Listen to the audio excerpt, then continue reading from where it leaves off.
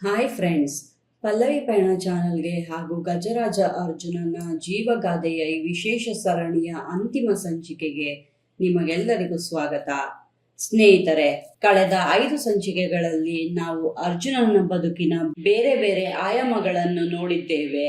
ಅವನ ಜನನ, ದಸರಾ ಅಂಗಳದ ವೈಭವ, 750 kg ಚಿನ್ನದ ಅಂಬಾರಿಯನ್ನು ಸತತ 8 ವರ್ಷಗಳ ಕಾಲ ಹೊತ್ತ ಆ ರಾಜಗಾಂಭೀರ್ಯ, ಕಾಡಾನೆಗಳನ್ನು ಹಿಡಿಯುವಲ್ಲಿ ಅರ್ಜುನ ತೋರಿಸಿದ ಸಾಹಸಗಳು ಮತ್ತು ಅವನ ಮಾವುತರಾದ ದೊಡ್ಡಪ್ಪ ಹಾಗೂ ವಿನು ಅವರೊಂದಿಗೆ ಆತ ಹೊಂದಿದ್ದ ದೈವಿಕ ಬಾಂಧವ್ಯ, ಇವೆಲ್ಲವನ್ನು ಕೇಳಿ ನಾವು ಹೆಮ್ಮೆ ಪಟ್ಟಿದ್ದೇವೆ.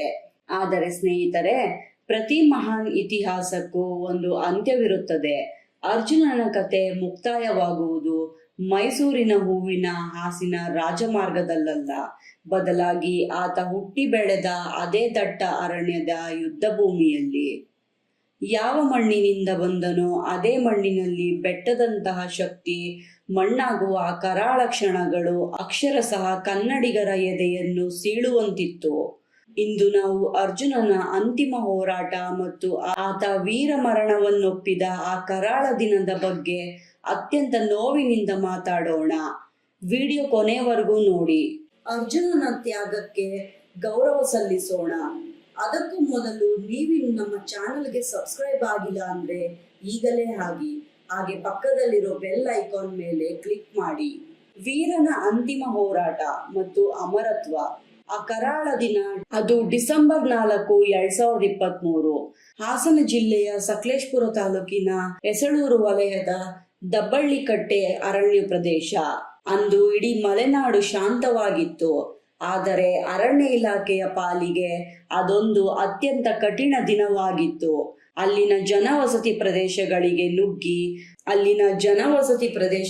ನುಗ್ಗಿ ರೈತರ ಬೆಳೆ ನಾಶ ಮಾಡುತ್ತಿದ್ದ, ಜನರ ಜೀವಕ್ಕೆ ಕಂಟಕವಾಗಿದ್ದ ಒಂದು ಬಲಿಷ್ಠ ಕಾಡಾನೆಯನ್ನು ಸೆರೆ ಹಿಡಿಯಲು ಅರಣ್ಯ ಇಲಾಖೆ ಕಾರ್ಯಾಚರಣೆ ಹಮ್ಮಿಕೊಂಡಿತ್ತು. ಈ ಕ್ಲಿಷ್ಟಕರ ಕೆಲಸಕ್ಕೆ ಇಲಾಖೆ ಕರೆದದ್ದು ತಮ್ಮ ಹಳೆಯ ನಂಬಿಕಸ್ಥ ಸೇನಾಧಿಪತಿ ಅರ್ಜುನನನ್ನು. ಅರ್ಜುನನಿಗೆ ಇದು ನೂರಾರು ಕಾರ್ಯಾಚರಣೆಗಳಲ್ಲಿ ಒಂದಾಗಿತ್ತು. ಅವನಿಗೆ ಕಾಡಿನ ಯುದ್ಧ ಹೊಸತೇನಲ್ಲ. ಸಕಲೇಶಪುರ ಮತ್ತು ಆಳೂರು ಭಾಗದ 9 ಆನೆಗಳ ಪೈಕಿ ಆಗಲೇ 6 ಆನೆಗಳನ್ನು ಹಿಡಿದು ಕೊಟ್ಟಿದ್ದ ಅರ್ಜುನ ಈ ಆನೆಯನ್ನು ಸುಲಭವಾಗಿ ಮಣ್ಣಿಸುತ್ತಾನೆ ಎಂಬ ನಂಬಿಕೆ ಎಲ್ಲರಲ್ಲೂ ಇತ್ತು. ಆದರೆ ವಿಧಿ ಅನ್ನೋದು ಬೇರೆದೇ ಆಟವಾಡಲು ಸಜ್ಜಾಗಿತ್ತು. ಸಕಲೇಶಪುರದ ದಟ್ಟ ಕಂದಕಗಳ ನಡುವೆ ಅರ್ಜುನ ತನ್ನ ಮಾವುತ ವಿನು ಅವರೊಂದಿಗೆ ಕಾಡಾನೆಯ ಪತ್ತೆಗೆ ಹೊರಟಿದ್ದ. ಅಂದು ಅರ್ಜುನನ ಕಣ್ಣಲ್ಲಿ ಒಂದು ರೀತಿ ಗಾಂಭೀರ್ಯವಿತ್ತು. ಅದು ತನ್ನ ಕೊನೆಯ ಪಯಣದ ಮುನ್ಸೂಚನೆ ಏನೋ ಅನ್ನುವಂತಿತ್ತು. ರಣರಂಗವಾದ ಕಾಡು, ಅಂತಿಮ ಹೋರಾಟ. ಅರ್ಜುನನ ಕೊನೆಯ ಕಾರ್ಯಾಚರಣೆ ಶುರುವಾಯಿತು. ಅರಣ್ಯ ಇಲಾಖೆಯ ಸಿಬ್ಬಂದಿ ಗುರಿಯಾಗಿಸಿಕೊಂಡಿದ್ದ ಆ ಕಾಡಾನೆ ಅತ್ಯಂತ ಆಕ್ರಮಣಕಾರಿಯಾಗಿತ್ತು. ಅರವಳಿಕೆ ಮದ್ದು ನೀಡಲು ಸಿದ್ಧತೆ ನಡೆಸಿದಾಗ ಅನಿರೀಕ್ಷಿತವಾಗಿ ಆ ಕಾಡಾನೆ ತಂಡದ ಮೇಲೆ ದಾಳಿ ಮಾಡಿತು. ಜೊತೆಯಲ್ಲಿದ್ದ ಇತರ ಕುಮ್ಕಿ ಆನೆಗಳು ಆ ಕಾಡಾನೆಯ ಭೀಕರ ಘಟನೆಗೆ ಗಾಬರಿಯಿಂದ ಹಿಂದೆ ಸರಿದವು. ಆದರೆ ಅರ್ಜುನ, ಆತ ತನ್ನ ಮಾವುತ ವಿನು ಹಾಗೂ ಹತ್ತಿರದಲ್ಲಿದ್ದ ಅರಣ್ಯ ಸಿಬ್ಬಂದಿಯ ರಕ್ಷಣೆಗಾಗಿ ಬೆಟ್ಟದಂತೆ ಅಡ್ಡ ನಿಂತನು. ಅರ್ಜುನನಿಗೆ ತಿಳಿದಿತ್ತು, ತಾನು ಹಿಂದೆ ಸರಿದರೆ ತನ್ನ ಮೇಲಿರುವ ಮಾವುತನ ಜೀವನಕ್ಕೆ ಅಪಾಯವಿದೆ ಎಂದು. ಹೀಗಾಗಿ ಆತ ಹಿಂದೆ ಸರಿಯಲಿಲ್ಲ, ತನ್ನ ಜವಾಬ್ದಾರಿಯನ್ನು ಮರೆಯಲಿಲ್ಲ. ಅಲ್ಲಿ ಶುರುವಾಯಿತು ನೋಡಿ ಒಂದು ಭೀಕರ ಕಾಳಗ. 2 ದೈತ್ಯ ಶಕ್ತಿಗಳ ನಡುವಿನ ಸಂಘರ್ಷವದು. ಮದವೇರಿದ ಆ ಕಾಡಾನೆ ತನ್ನ ಚೂಪಾದ ದಂತಗಳಿಂದ ಅರ್ಜುನನ ಹೊಟ್ಟೆಯ ಭಾಗಕ್ಕೆ ಬಲವಾಗಿ ಚುಚ್ಚಿತು. ತೀವ್ರವಾದ ನೋವು ಮತ್ತು ರಕ್ತದೋಕುಳಿ ಹರಿಯುತ್ತಿದ್ದರೂ ಅರ್ಜುನ ತನ್ನ ಸ್ಥಾನದಿಂದ ಕದಲಿಲ್ಲ. ಆತ ತನ್ನ ಕೊನೆಯ ಉಸಿರಿನವರೆಗೆ ಆ ಕಾಡಾನೆಯನ್ನು ತಡೆದು ನಿಲ್ಲಿಸಿದ. ಒಂದು ಹಂತದಲ್ಲಿ ನೋವು ಅಸಹನೀಯವಾದಾಗ ಅರ್ಜುನ ತನ್ನ ಮೇಲಿದ್ದ ವಿನು ಅವರಿಗೆ ಅಪಾಯವಾಗಬಾರದೆಂದು ಅತ್ಯಂತ ಸುರಕ್ಷಿತವಾಗಿ ಕೆಳಗಿಳಿಸಲು ಸಹಕರಿಸಿದನು. ಬರೋಬ್ಬರಿ 60 ವರ್ಷಗಳ ಕಾಲ ಅರಣ್ಯವನ್ನಾಳಿದ ಆ ಗಜರಾಜ ಮಂಡಿ ಊರಿ ಕುಸಿದು ಬಿದ್ದನು. ಆ ಬೆಟ್ಟದಂತಹ ಶರೀರ ನೆಲಕ್ಕೆ ಅಪ್ಪಳಿಸಿದಾಗ ಇಡೀ ಕಾಡೆ ಒಂದು ಕ್ಷಣ ಕಂಪಿಸಿದಂತಾಯಿತು. ಮದವೇರಿದ ಆನೆ ಗುದ್ದಿದ್ದ ರಭಸಕ್ಕೆ ನೆಲಕ್ಕೆ ಬಿದ್ದ ಅರ್ಜುನ ಮೇಲೆ ಏಳಲೇ ಇಲ್ಲ. ಮಹಾಭಾರತದ ಅರ್ಜುನನಂತೆಯೇ ಪರಾಕ್ರಮಿಯಾಗಿದ್ದ ಅರ್ಜುನನ ಅಳಿವು ದುರಂತದಿಂದಲೇ ಮುಕ್ತಾಯವಾಯಿತು. ವಿಶ್ವವನ್ನೇ ಬೆರಗು ಮಾಡಿದ್ದ ಅಂಬಾರಿ ಒಡೆಯ ಇಹಲೋಕ ತ್ಯಜಿಸಿದ ಕರಾಳ ದಿನವದು. ಕಣ್ಣೀರಿಟ್ಟ ಕರ್ನಾಟಕ, ಕಣ್ಮರೆಯಾದ ಮಹಾವೀರ. ಅರ್ಜುನನ ಸಾವಿನ ಸುದ್ದಿ ಕಾಡ್ಗಿಚ್ಚಂತೆ ಹರಡಿತು. ಮೈಸೂರು, ಹಾಸನ, ಕೊಡಗು ಸೇರಿದಂತೆ ಇಡೀ ಕರ್ನಾಟಕವೇ ಸ್ತಬ್ಧವಾಯಿತು. ಯಾವ ಆನೆ ಪ್ರತಿ ವರ್ಷ ದಸರಾ ಸಮಯದಲ್ಲಿ ಅರಮನೆಯ ಅಂಗಳಕ್ಕೆ ಬರುತ್ತಿದ್ದಾಗ ಜನರು ಹೂಮಳೆ ಸುರಿಸಿ ಸ್ವಾಗತಿಸುತ್ತಿದ್ದರೋ, ಇಂದು ಅದೇ ಅರ್ಜುನ ಹೆಣವಾಗಿ ಮಲಗಿದ್ದಾನೆ ಎಂಬ ಸುದ್ದಿಯನ್ನು ಯಾರು ನಂಬಲಾಗಲಿಲ್ಲ. ಕಾಡಾನೆ ನೀಡಬೇಕಿದ್ದ ಅರವಳಿಕೆ ಚುಚ್ಚುಮದ್ದು ಅರ್ಜುನನಿಗೆ ತಗಲಿದೆ. ಹೀಗಾಗಿ ಅರ್ಜುನನಿಗೆ ಕಾಡಾನೆ ಜೊತೆ ಕಾದಾಡೋಕೆ ಆಗಲಿಲ್ಲ ಅನ್ನೋ ಆರೋಪಗಳು ಕೇಳಿ ಬಂದಿವೆ. ಆದರೆ ಕಾಡಿನಲ್ಲಿ ನಡೆದ ಸತ್ಯ ಘಟನೆ ಅಲ್ಲಿಯೇ ಉಳಿದಿದೆ. ಇತ್ತ ಅರ್ಜುನನ ಮರಣದ ಸುದ್ದಿ ಬೆನ್ನಲ್ಲೇ ಮಾವುತ ವಿನು ಅವರ ಆಕ್ರಂದನ ಕೇಳಲು ಸಾಧ್ಯವಾಗಿರಲಿಲ್ಲ. ಹಾಸನದ ಮಣ್ಣಿನಲ್ಲಿ ಅರ್ಜುನನ ಅಂತ್ಯಕ್ರಿಯೆ ನಡೆಯಿತು.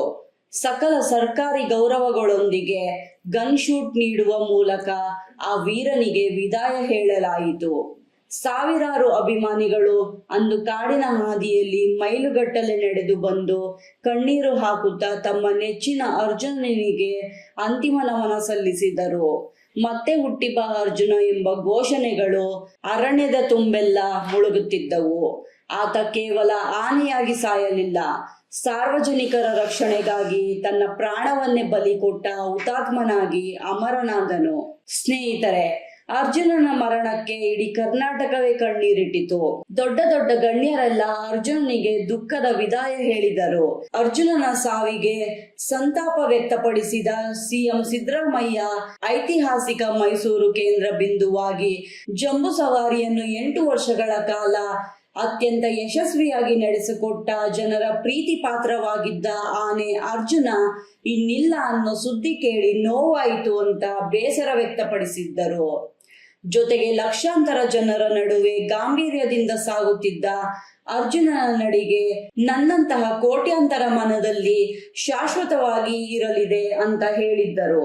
ಇವರಷ್ಟೇ ಅಲ್ಲ, ಜೆಡಿಎಸ್ ಶಾಸಕಾಂಗ ಪಕ್ಷದ ನಾಯಕ ಎಚ್.ಡಿ. ಕುಮಾರಸ್ವಾಮಿ ಕೂಡ ಟ್ವೀಟ್ ಮಾಡಿ ಕಾಡಾನೆಗಳ ವೇಳೆ ಒಂಟಿ ಸಲಗದ ದಾಳಿಗೆ ತುತ್ತಾಗಿ ಸಾಕಾಣೆ ಅರ್ಜುನ ವೀರಮರಣ ಹೊಂದಿದ ಘಟನೆ ತಿಳಿದು ಬಹಳ ನೋವುಂಟಾಯಿತು ಅಂತ ಬೇಸರ ವ್ಯಕ್ತಪಡಿಸಿದ್ದರು. ಅರ್ಜುನ ಎಂದಿಗೂ ಅಮರ. ಸ್ನೇಹಿತರೆ, ಅರ್ಜುನ ನಮ್ಮನ್ನು ಅಗಲಿದರೂ ಅವನ ನೆನಪುಗಳು ಎಂದಿಗೂ ಮಾಸದಂತೆ ಮಾಡಲು ಸರ್ಕಾರ ಮತ್ತು ಅರಣ್ಯ ಇಲಾಖೆ ಮಹತ್ವದ ಹೆಜ್ಜೆ ಇಟ್ಟಿವೆ. ಅರ್ಜುನ ದಶಕಗಳ ಕಾಲ ನೆಲೆಸಿದ ನಾಗರಹೊಳೆ ಹುಲಿ ಸಂರಕ್ಷಿತ ಪ್ರದೇಶದ ಬಳ್ಳೆ ಆನೆ ಶಿಬಿರದಲ್ಲಿ ಅವನ ಜೀವನ ಗಾಥೆಯನ್ನು ಪೂರ್ಣ ಪ್ರಮಾಣದ ಭವ್ಯ ಪ್ರತಿಮೆಯನ್ನು ಸ್ಥಾಪಿಸಲಾಗಿದೆ. ಪ್ರತಿಮೆಯ ವಿವರ ನೋಡೋದಾದ್ರೆ, ಈ ಸುಂದರ ಪ್ರತಿಮೆಯನ್ನು ಮಂಗಳೂರಿನ ಖ್ಯಾತ ಕಲಾವಿದರಾದ ಪಿ. ಧನಂಜಯ ಅವರು ಫೈಬರ್ ಗ್ಲಾಸ್ ಬಳಸಿ ನಿರ್ಮಿಸಿದ್ದಾರೆ. ಅರ್ಜುನನ 10 ಅಡಿ ಎತ್ತರ ಹಾಗೂ ಅವನ ಗಾಂಭೀರ್ಯದ ರೂಪವನ್ನೇ ಈ ಪ್ರತಿಮೆ ಹೋಲುತ್ತದೆ. ಅಕ್ಟೋಬರ್ 2024ರಲ್ಲಿ ಈ ಸ್ಮಾರಕದ ಕೆಲಸ ಆರಂಭವಾಗಿದ್ದು ಈಗ ಇದು ಪೂರ್ಣಗೊಂಡಿದೆ. 2025ರ ಮಾರ್ಚ್ ಮೊದಲ ವಾರದಲ್ಲಿ ಈ ಭವ್ಯ ಪ್ರತಿಮೆಯನ್ನು ಸಾರ್ವಜನಿಕರ ದರ್ಶನಕ್ಕೆ ಮುಕ್ತಗೊಳಿಸಲು ಅರಣ್ಯ ಇಲಾಖೆ ಸಿದ್ಧತೆ ನಡೆಸಿತು. ವಿಶೇಷವೇನೆಂದರೆ, ಅರ್ಜುನ ವೀರಮರಣವನ್ನೊಪ್ಪಿದ ಹಾಸನ ಜಿಲ್ಲೆಯ ಸಕಲೇಶಪುರದಲ್ಲಿ ಈಗಾಗಲೇ ಒಂದು ಸ್ಮಾರಕವಿದೆ. ಈಗ ಅವನು ಬದುಕಿನ ಬಹುಪಾಲು ಸಮಯ ಕಳೆದ ಬಳ್ಳೆ ಶಿಬಿರದಲ್ಲೂ ಈ ಭವ್ಯ ಪ್ರತಿಮೆ ತಲೆ ಎತ್ತಿರುವುದು ಅವನ ಅಭಿಮಾನಿಗಳಿಗೆ ಸಂತಸದ ವಿಚಾರ. ಅರ್ಜುನನ ಈ ಪ್ರತಿಮೆ ಬಳ್ಳೆ ಶಿಬಿರಕ್ಕೆ ಬರುವ ಪ್ರತಿಯೊಬ್ಬರಿಗೂ ಅವನ ಶೌರ್ಯ ಮತ್ತು ಅಂಬಾರಿ ಹೊತ್ತು ಗಾಂಭೀರ್ಯವನ್ನು ಸದಾ ನೆನಪಿಸುತ್ತಿರುತ್ತದೆ. ನಾಡಿನ ಹೆಮ್ಮೆಯ ಗಜರಾಜನಿಗೆ ಇದು ಅತ್ಯಂತ ಗೌರವಯುತವಾದ ನಮನ. ಸ್ನೇಹಿತರೆ, ಅರ್ಜುನ ಅನ್ನೋದು ಕೇವಲ ಒಂದು ಆನೆಯ ಹೆಸರಲ್ಲ, ಅದು ಕನ್ನಡಿಗರ ಅಭಿಮಾನ, ದಸರಾ ವೈಭವ ಮತ್ತು ಅಪ್ರತಿಮ ಶೌರ್ಯದ ಸಂಕೇತ.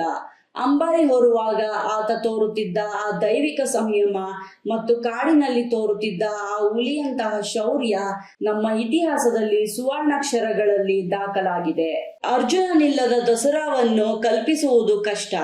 ಆದರೆ ಪ್ರತಿ ಬಾರಿ ಚಿನ್ನದ ಅಂಬಾರಿ ಹೊರಬಂದಾಗ ಅರ್ಜುನನ ನೆನಪು ಮೆರಗೆಯ ಮುಂಭಾಗದಲ್ಲಿ ಇದ್ದೇ ಇರುತ್ತದೆ. ಅರ್ಜುನ ದೈಹಿಕವಾಗಿ ನಮ್ಮ ನಡುವೆ ಇಲ್ಲದಿರಬಹುದು.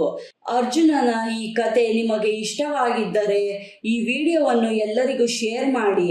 ಅರ್ಜುನನ ಬಗ್ಗೆ ನಿಮ್ಮಲ್ಲಿರುವ ಭಾವನಾತ್ಮಕ ನೆನಪುಗಳನ್ನು ಕಮೆಂಟ್ ಬಾಕ್ಸ್ ನಲ್ಲಿ ಹಂಚಿಕೊಳ್ಳಿ. ಅರ್ಜುನನ ಈ 6 ಸಂಚಿಕೆಗಳ ಸರಣಿ ಇಲ್ಲಿಗೆ ಮುಕ್ತಾಯವಾಗಿದೆ. ಹೋಗಿ ಬಾ ಗಜರಾಜ, ನಿನ್ನ ತ್ಯಾಗ ನಮಗೆ ಎಂದಿಗೂ ಸ್ಫೂರ್ತಿ. ಮತ್ತೊಂದು ಹೊಸ ಸರಣಿಯೊಂದಿಗೆ ಮತ್ತೆ ಭೇಟಿಯಾಗೋಣ. ಅಲ್ಲಿಯವರೆಗೂ ನೋಡ್ತಾ ಇರಿ ಪಲ್ಲವಿ ಪಯಣ. ವೀರರಾಜ ಅರ್ಜುನನಿಗೆ ನನ್ನೊಂದು ಕಣ್ಣೀರಿನ ಸಲಾಂ.